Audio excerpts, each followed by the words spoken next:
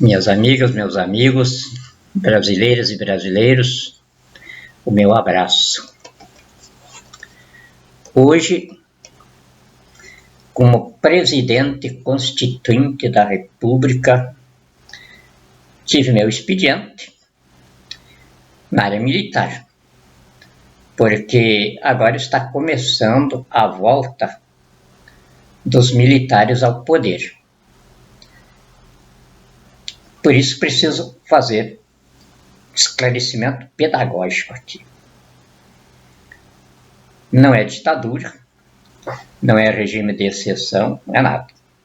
É a democracia mais perfeita que a humanidade já produziu no mundo.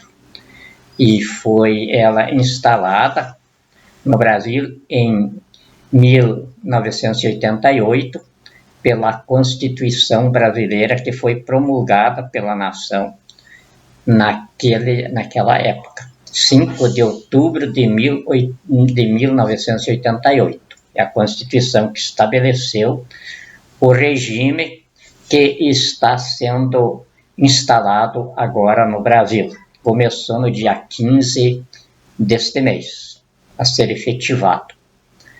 Depois de 131 anos de proclamação da República, finalmente o Brasil hoje é uma civilização constitucional, republicana, democrática. Só que não é eleitoral, é institucional. A democracia eleitoral, que nasceu e vingou nos Estados Unidos, também morreu lá.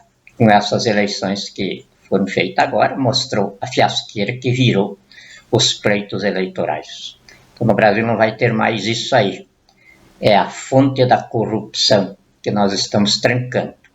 Porque o rio não se estanca ele na corredeira, se estanca é onde ele nasce, e assim é tudo na vida. E aí, então, a corrupção política está sendo estancada onde ela nasce, que é as gangues partidárias e os processos eleitorais. E como o Brasil daqui para frente vai ser um povo ocupado sem trabalhar, porque Deus é inteligência, riqueza e poder. E diz ali nas escrituras que produziram a civilização brasileira que nós somos a imagem e semelhança dele. Então nós também temos de nos identificar por inteligência, riqueza e poder. E aí não temos tempo de estar fazendo política, de estar perdendo o tempo que nós fizemos até agora, nesses 131 anos de república, ou seja, de processo republicano, para nós chegar até a república agora. Nós produzimos 66 milhões e 400 mil pessoas que estão recebendo uma ração de fome neste país virado num campo de concentração. Então, esse aí é o produto da política, o produto da votação, de eleger candidatos. E essa eleição agora mostrou claramente. Não se elegeu ninguém que presta aí, só bandido, só mau elemento.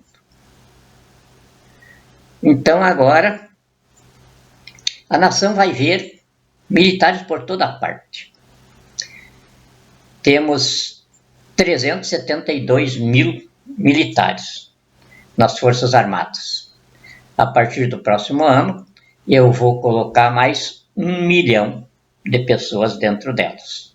A folha de pagamento do país vai começar com os militares, depois vem o pessoal da saúde e educação. E ali vai baixando, então, as categorias salariais. Mas começa, então, o salário mais alto do país é o salário na área militar.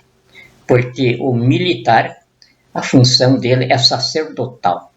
O militar não tem tempo de construir um patrimônio na iniciativa privada, porque a vida dele toda é dedicada à vocação que ele nasce com ela. Porque militar não se faz na vida. Ou nasce militar, ou nunca é um bom militar. E aí o salário dele tem de ser compatível com a categoria. O militar, na vida civilizada, ele é o protótipo da nação, ou seja, o soldado tem de espelhar o que é os membros da nação, em qualquer parte do mundo onde ele estiver. E aí, isso aí tem o valor econômico. Como ele não tem iniciativa privada para fazer o patrimônio dele, então ele recebe o salário compatível com isso. Inclusive está nas escrituras sagradas, não ligue a boca do boi que trilha trigo, porque digno é ele do seu salário. Aí começa então o pessoal da educação, docentes, professores, e junto com o pessoal da saúde. Essa saúde que tem aí vai se acabar. Já era para nós estarmos com um sistema de saúde novo, implantado, mas dado outros problemas todos que nós ainda estamos resolvendo, não conseguimos ainda instalar o canteiro de obras aí. São 14 unidades hospitalares que vão receber o sistema energético multidimensional e desse sistema, então, é distribuído para toda a rede hospitalar brasileira. Nós vamos começar isso agora nos primeiros dias do próximo ano. Então, hoje, o meu expediente está aqui. Não é fácil ser presidente.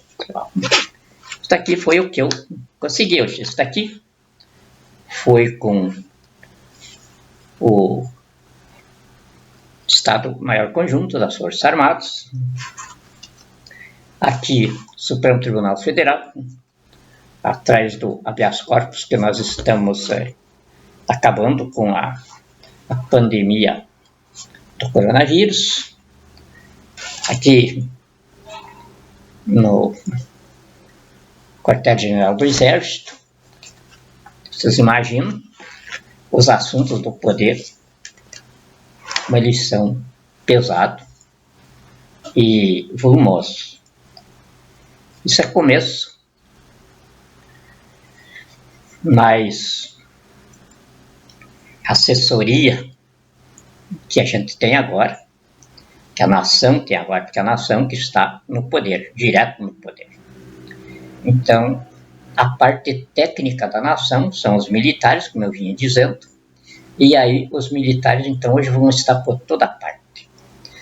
Os brasileiros vão se habituar com as Forças Armadas fazendo estrada, reformando estrada, construindo armazéns de depósito da produção, fiscalizando as estradas, porque vai acabar todo esse estado burocrático, vai surgir uma administração direta, ágil e de resultado.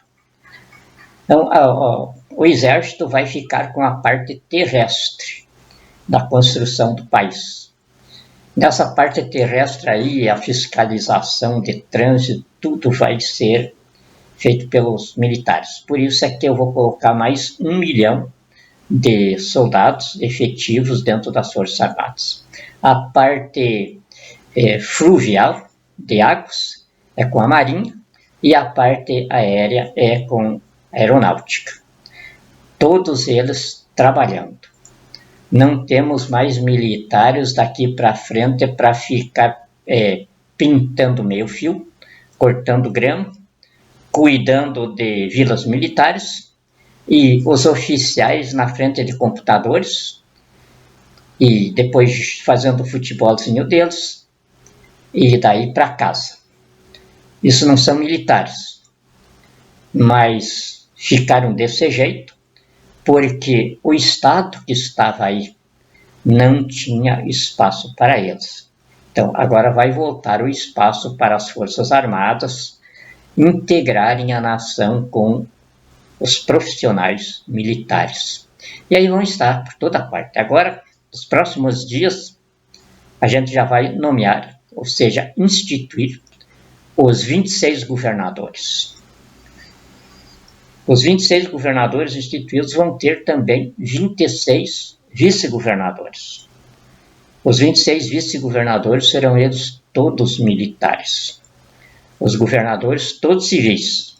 os vices todos militares, como é o gabinete da presidência da República. Eu sou civil e o general vice-presidente, com os outros 3 compondo o gabinete parlamentar da presidência da República. Isso vai ser instalado no Brasil inteiro. Hoje nós vamos ser uma democracia parlamentarista, com civis e militares no poder, porque é a nossa origem. Nós nascemos civis militares, no Monte Guararapes, no dia 19 de abril de 1648.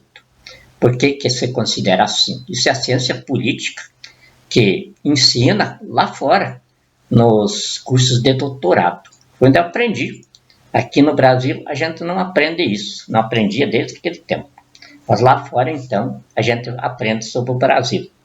Por exemplo, eu aprendi lá fora que um dos maiores políticos do tempo dele foi D. João VI.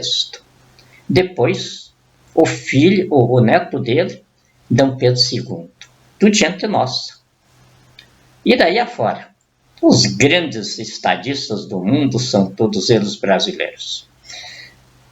Isso as nossas crianças vão começar a aprender agora aqui. E aí, então, o surgimento da nação brasileira militar. Até 1648, o Brasil era povoado de colonos, originariamente portugueses.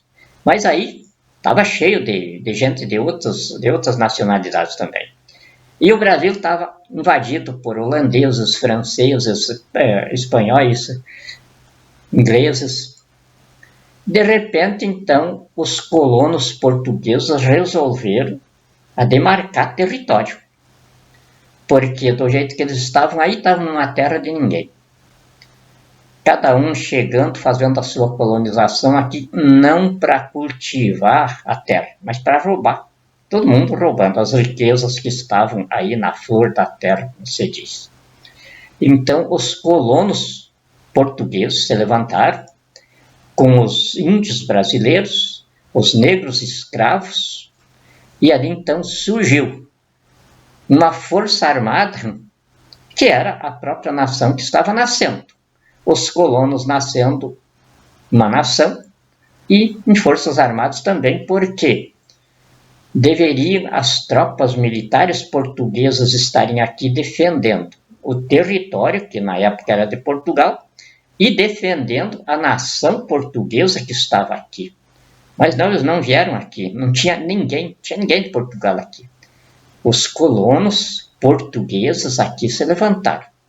E aí então houve a demarcação de território. Foi quando o Brasil nasceu também, o território que depois Barão do Rio Branco demarcou as fronteiras que nós temos hoje.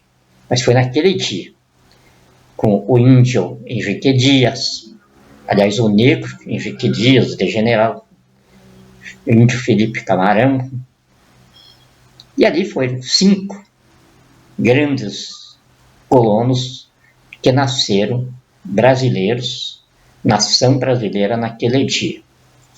E aí então, quando nós promulgamos a Constituição do Brasil, que vai perdurar ainda por muitos e muitos anos, porque dizem os docentes do mundo que é a melhor Constituição que a inteligência jurídica já produziu, a Constituição brasileira. Então, dentro dessa Constituição brasileira, no artigo 142, ela não instituiu as Forças Armadas. Todas as outras Forças Armadas do mundo, elas são criadas dentro do Estado. Aqui não. Aqui a nossa Constituição instituiu o Estado, mas reconheceu as Forças Armadas, instituições anteriores a ele e posteriores ao Estado. As nossas Forças Armadas não dependem de Estado e não dependem de Constituição. Enquanto existir os 3 elementos básicos do poder constituinte, que é a nação, território, soberania, existem as Forças Armadas brasileiras, se não existir Constituição e nem Estado. Então, dentro do Brasil, nós temos essa particularidade. Nós temos a nação-estado militar em si. Se não existir Constituição, a nossa civilização se rege por essa sua gênese. E então agora o que aconteceu? Nós experimentamos todas as formas de governo, todos os sistemas de poder, esgotamos tudo, porque as escolas, as universidades ensinavam para a gente. Eu, inclusive, como jurista, não ficou nada para trás, eu aprendi tudo. E aí fui um dos escribas da Constituição, talvez o que tivesse sobre as costas a maior responsabilidade, porque eu estava dentro da Assembleia Nacional Constituinte como um intruso, cumprindo missão militar. Missão militar que foi acordada pelo alto comando das Forças Armadas com o insigne e insuperável estadista, meu querido amigo, Dr. Ulisses da Silveira Guimarães. Quando acordaram e as Forças Armadas disseram que era eu que tinha de desempenhar a tarefa, eu estava servindo o país sediado Curitiba, no Paraná. Dr. Ulisses foi lá para me dar notícia e ver se eu estava disposto a cumprir a tarefa. Mas a área militar já tinha me telefonado a respeito. Eu achei que era brincadeira, porque nunca tinha passado na minha cabeça de um dia eu escrever uma Constituição. E de noite eu não dormi a noite toda pensando naquilo, para escrever uma Constituição. É como Moisés descendo do Monte Sinai, com a primeira Constituição do mundo, os 10 Mandamentos, que está durando até hoje. Vai que eu ia fazer uma Constituição, porque manusear a Constituição na construção da civilização é uma coisa, agora escrever uma Constituição para ela produzir a civilização era outra. Mas, graças à minha origem judaica, eu sou brasileiro judeu, negro e índio. Aí, então, as minhas origens judaicas me socorreram. Recebi socorro das melhores universidades judaicas. E saiu, então, a Constituição que está aí. E nessa Constituição, então, ela foi respeitosa, mas muito respeitosa, a nossa gênese de civilização. Ela, por exemplo, respeita o que seria, vamos dizer assim, o início do nosso embrião de povo, no dia 26 de abril de 1500, quando Frei Henrique de Coimbra entregou a posse do Brasil para Deus.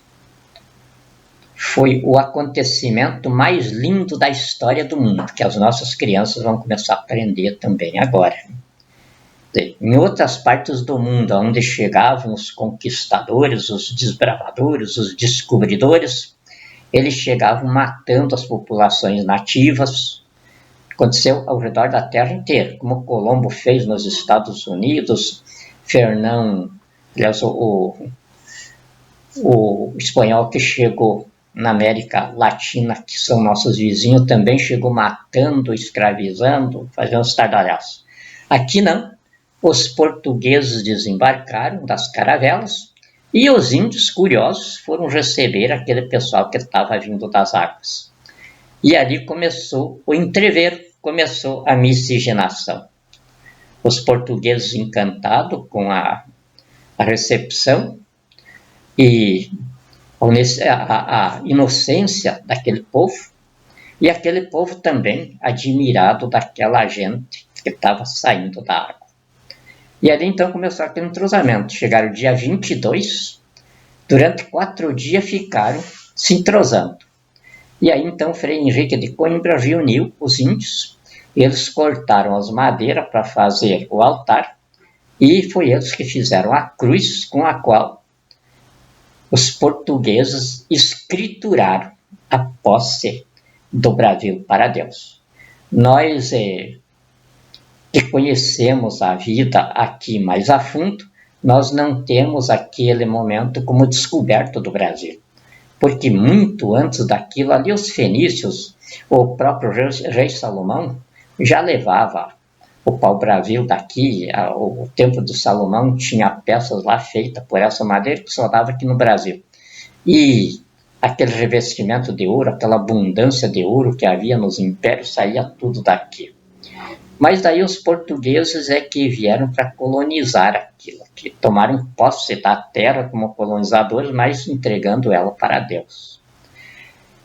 Aí, se passaram 520 anos até agora. Seria muito? Não, porque Jesus depois veio e disse que 1000 anos para nós é um dia de Deus. Então passou 12h e 20 minutos para Deus tomar posse efetiva da terra dele. E aí já veio depois do acontecimento de Jesus, e foi pela doutrina cristã que foi celebrado o ato de entrega de posse do Brasil para Deus. Foi a doutrina cristã. Então a nossa Constituição respeitou isso tudo. No preâmbulo da Constituição, os constituintes, ao promulgarem ela, está bem claro lá: nós, representantes do povo em Assembleia Nacional Constituinte, promulgamos a presente Constituição sob a proteção de Deus. A mesma coisa que Moisés disse quando desceu do Monte Sinaí com os 10 mandamentos. Ele disse: recebi estas leis de Deus. Então, no mesmo sentido, porque receber de Deus e ser protegido por Deus para fazer alguma coisa é a mesma coisa. Então, os constituintes nossos deixaram isso claro. Por quê? Respeitando as nossas origens espiritualista religiosa, começou ali. E então, é claro, não pode haver aqui no Brasil regimes comunistas, regimes autoritários, porque isso não se coaduna com a nossa gênese de povo soberano, de povo regido pela soberania de consciência, pelo livre-arbítrio. E aí o regime tem de ser unindo a nação toda, mas na sua diversidade espiritual. Por isso a nossa Constituição é ensinada ou usada como livro didático nas melhores universidades do mundo, em cursos de doutorado. E aí, agora então, chegamos à conclusão, porque aqui foi tudo no grito. A independência do Brasil foi um grito, e depois a proclamação da República também foi outro grito. Como nós ficamos um povo independente, mas não era soberano, porque vivia no grito, também ficamos um povo republicano, mas não tinha república nenhuma, porque tinha sido um grito. Cada passo, as oligarquias do poder davam um outro grito. Então vinha a nova república, a velha república, aquela confusão usada toda.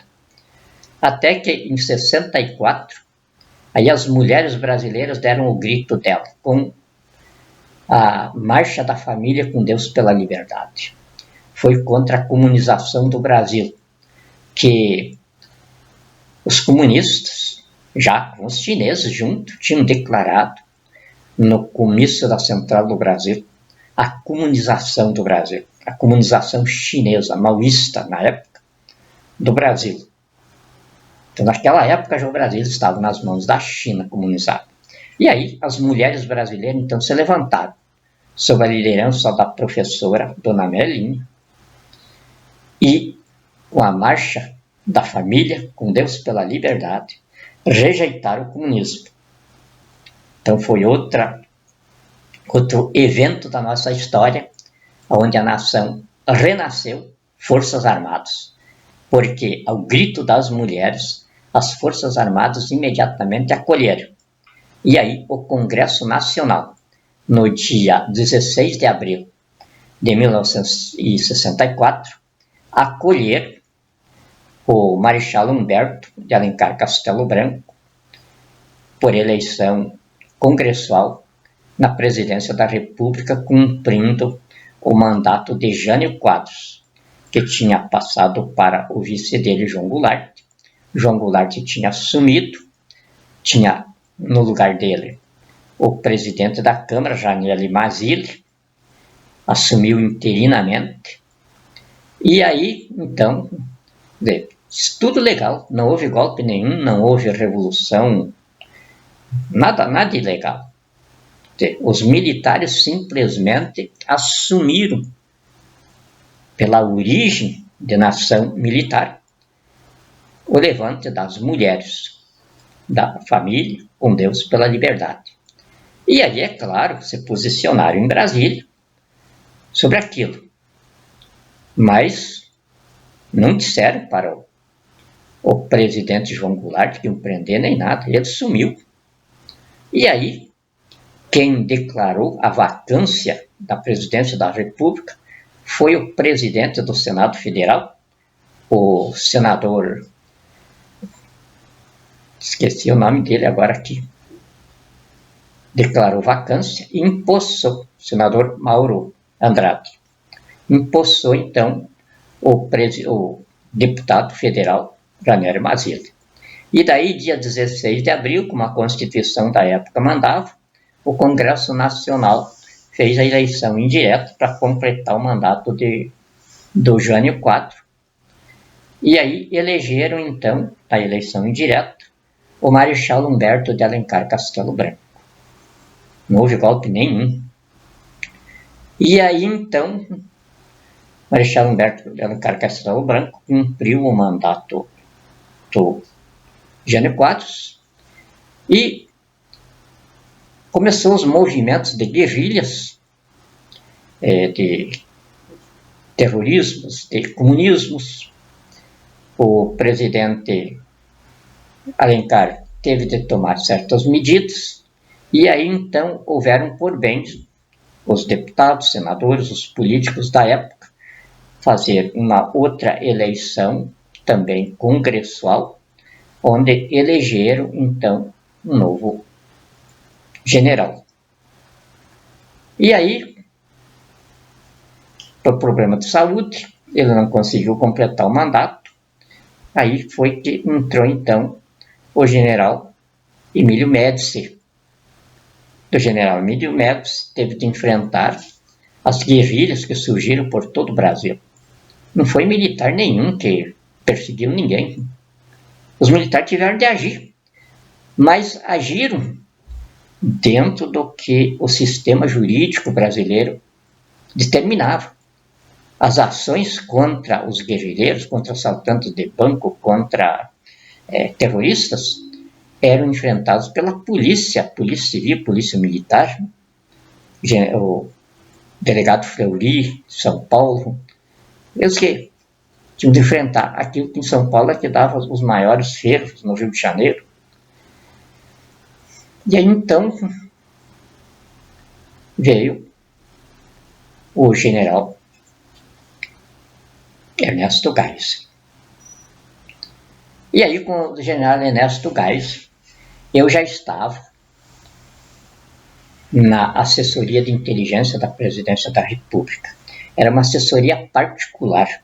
Tinha o SNI, que era a inteligência do regime em todo o país, mas aí o general Golbery Couto e Silva, querendo fazer, o sonho dele era fazer um sistema como o sistema americano, fazer aqui também um Pentágono. E aí estava treinando o pessoal que se prestava para aquilo, para nós criar o Pentágono do Brasil. E aí então nós começamos com assessoria particular direta ao presidente da República. E eu fiz parte disso, a convite do general Golbery. E aí então, quando o general Ernesto Geisel lá sumiu, ele me chamou para mim fazer a abertura da imprensa. E aí eu fiz, não foi fácil. Eu tive de assumir um semanário lá na Foz do Iguaçu para poder fazer a abertura da imprensa, porque a imprensa, eu não sei se sempre foi desse jeito, mas naquela época já era tão covarde quanto é hoje. Agora, hoje, além de serem covardes, ainda são analfabetos e não prestam para nada. Qualquer um que dê um dinheiro para eles, eles fazem do sujeito um poderoso, um mastro. Neste tempo que eu estou aqui, que eu não tenho imprensa, não tenho nenhum jornalista por perto de mim, não é que eles não se aproximavam, é que as propostas deles para me colocarem na mídia eram indecentes e eu nem tinha dinheiro para pagar. Mas se tivesse, eu era estrela de mídia aí. Não tinha a própria Globo, tudo isso aí, é tudo gente que são responsáveis hoje pela tragédia do Brasil. E se estancar um rio, estancar a fonte de onde jorra a água suja, é claro que eu estou dizendo que essa fonte vai ser estancada. Nós vamos ter jornalistas dentro do Brasil. Jornalistas que se identifiquem por cultura, inteligência, hombridade, honradez, caráter e, sobretudo, patriotismo. Jornalistas que denunciem, como nós tivemos jornalista Castelo Branco, inclusive na Academia de Letras, eu ocupo a cadeira dele. Nós tivemos grandes jornalistas no Brasil. Mas de 85 para cá, o Brasil começou a apodrecer em todas as áreas. E apodreceu na área da comunicação. Hoje, por acaso, sobrou uns minutinhos lá no quartel-general do Exército, e eu dei uma olhada no telão que estava lá, observando o empenho que a Rede Globo tem pelo coronavírus. Aqui no Brasil, foi a Rede Globo que começou a conversa. Eu estou com o habeas corpus no Supremo Tribunal Federal, esperando que os ministros se pronunciem. Mas eu sei que não vão se pronunciar porque eles já fecharam lá o expediente do Congresso por causa do habeas corpus. Não tem saída. Ou eles dão o habeas corpus ou fecha o Congresso. Então, o Supremo. Aí o que eles fizeram? Fecharam o Supremo. Bem, para ir lá atrás de andamentos de processo e tal, tem de agenda. O Supremo está fechado. É a saída que eles acharam para não despachar o habeas corpus. Saída muito burra. Eles ainda não se conscientizaram que os militares de volta no poder. Isso quer dizer o povo, a nação militar. A nação militar, ela é autossuficiente, porque quando ela nasceu no Monte Guararapes, não tinha Supremo Tribunal Federal lá. Não tinha magistrados. Era os colonos nascendo militares. E essa gênese é que hoje está se assentando no poder no Brasil. Eu estou com essa roupinha civil aqui, mas nunca enganei ninguém. A minha alma é militar. Não tem jeito da gente ser autodisciplinado com o preparo pedagógico que eu tenho, se não for militar. A gente ter limites, saber até onde eu posso usar o meu poder, até onde é necessário usar o meu poder e quando eu preciso me ajoelhar no meio das crianças e ser uma criança também. Isso são só nós militares que temos essa educação. Por isso é sacerdócio. Diz nas escrituras sagradas que O soldado é ministro de Deus. Carrega a arma para castigar os que fazem o mal em benefício dos bons. Esse é o sacerdócio militar. E esse sacerdócio, então, exige disciplina. E essa disciplina, depois que eu tinha concluído a finalização de intelecto educado, aí eu tive a graça de, naquele momento, o meu país está num regime dirigido pelos militares, e o general Golbery Couto Silva me convidado para integrar aquele ideal. Então, a partir daquilo ali, na medida em que eu servi a minha nação, em que eu me dediquei à minha pátria, eu também me forjei o homem que, de repente, a nação escolheu para ser o seu primeiro peão. Eu hoje não sou nada de especial. Já tenho dito várias vezes, sou um comedor de feijão como qualquer outro. Dor de barriga que dá nos outros está em mim também. Até hoje estava falando para o meu pessoal aqui, uma pessoa muito querida, eu me queixei, estava precisando de tomar alguma coisa, ela me receitou remédio. Passei na farmácia, peguei R$19 a caixinha. Mas antes de tomar, eu fui ver coisa. A bula tem quase o tamanho do Estadão de São Paulo. Perdi meus R$19. Nunca vou botar na minha boca uma coisa daquela. Porque faz bem com uma coisinha só que eu precisava. Vai ter mais de 200 outras efeitos colaterais ali. Vou botar uma coisa dessa na minha boca? Jamais. Então, esses são os absurdos que o Brasil vai acabar com tudo eles aí. O nosso sistema de saúde vai ser totalmente diferente do que está aí, sem prejudicar a vida de ninguém, nenhum profissional, só que vão ser profissionais. Nós temos 500 médicos aí que foram diplomados pelo PT. Não são médicos coisa nenhuma. Eles vão ter de deixar de ser médicos e vão voltar a fazer o que faziam. Alguns são veterinários, outros não são nada. Então, esse Brasil vai se acabar. Eu considero que já se acabou, porque quem está falando para vocês aqui é o presidente constituinte do Brasil, que é o 8º dentro da presidência da República. Ou seja, eu sou a 8ª parte. Então eu não sou nada. Eu sou alguma coisa junto com os 7. E esses 7 são alguma coisa junto comigo, com a nação inteira, que são 210 milhões de brasileiros. Se acabou o político se dizendo mestre, guia e senhor plenipotenciário dos destinos humanos do Brasil. Se acabou. Hoje é a nação no poder e vocês estão vendo aqui o primeiro peão dela na nação. Daqui a uns dias nós vamos estar, os generais e os civis todos juntos, vocês vão estar vendo trabalhando.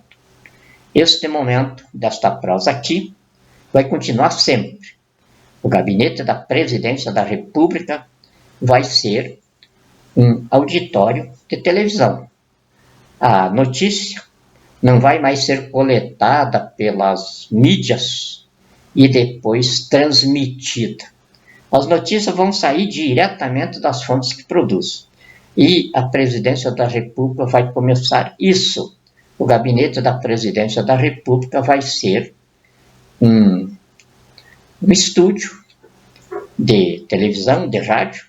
Dali vai sair para todas as televisões e todas as rádios. E daí a imprensa escrita que quiser reproduzir, vai reproduzir daí do jeito que as donas de casa, que o trabalhador que tiver o WhatsApp dele está capinando lá na roça e tal, tudo eles vão estar em sintonia com a presidência da República. É o povo no poder. Então o povo no poder não vai ser bem informado. O povo no poder vai estar participando do poder em tudo.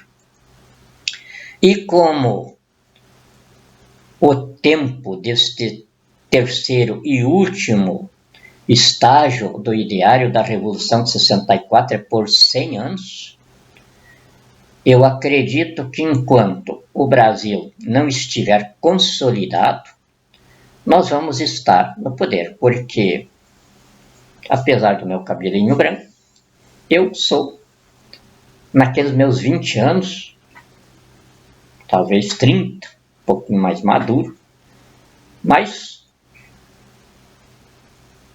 capaz de caminhar 40 quilômetros com os 46 quilos de mochila nas costas sem nenhum problema. E se for preciso partir também para o comando de guerra, eu não mando os meus soldados. Hoje ainda falei lá no quartel. Eu não resistiria a receber um dos meus soldados feridos no campo de guerra onde eu não estivesse comandando. E então, se um dia for necessário isso, a nação vai me ver na frente das minhas tropas. Porque daqui para frente, o chefe de Estado do Brasil vai ter de ser melhor do que eu. E o próximo melhor do que ele. E assim por diante, porque a cabeça do ser humano é ilimitada. É a cabeça de Deus. E a cabeça de Deus não tem limite. Então nós nos encaminhamos agora para ser essa humanidade uma safra de estadistas. É claro que vai ser sempre melhor do que a anterior.